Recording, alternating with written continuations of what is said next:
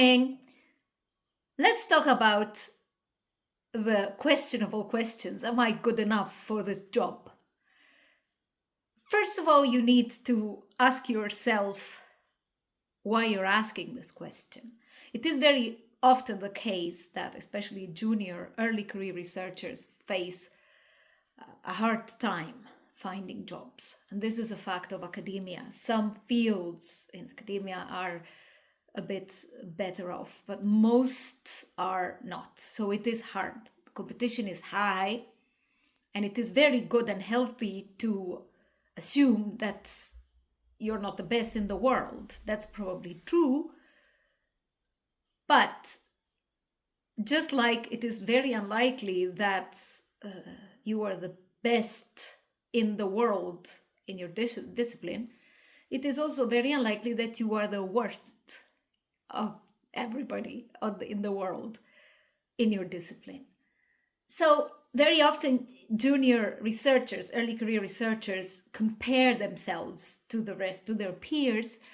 And the questions I always often hear are, am I good enough? Everybody else is so much smarter. My English is worse. My experience is worse. My publication list is worse. And very often it is because the environment is so competitive and because it is very hard to have objective criteria other than, for instance, publications that also don't tell you everything. Then very often early career researchers are stuck in their own minds thinking, oh, I will never do it. Everyone is so much better. I stand no chance. Well, the moment you start thinking like that, then you increase your chances of not making it. In fact, I think I would like to suggest you to rethink your viewpoint. Comparing yourself to others is healthy because you need to have an idea of where you need to go, what you need to do. But it is very unlikely that everybody has everything better than you. There might be somebody who has more publications. There might be somebody whose English is better. There might be somebody who's better at socializing. There might be somebody who's better at presenting. It is very unlikely that all of these features are present in every other individual except you.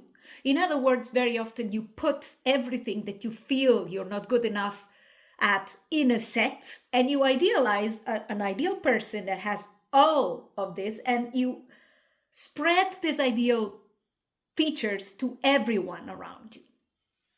So I would say, stop thinking like this. This is wrong thinking. You need to think 1 second and stop and think about yourself and what your strong points are. If you don't speak English good enough, well enough, well, like me, for instance, well, this means that you speak another language too. So you're at least bilingual, which means that you have something more than a monolingual speaker. If you don't have enough publications, think of the quality. Of course, you need to improve all the time, but maybe it is because you took more time on a publication. It is because the quality of your publication is higher. And nowadays, I have news for you. This is very well valued. So the idea that the number of publication is the most important factor is disappearing. People, committees, universities, academia is getting to realize that the quality of research is very important.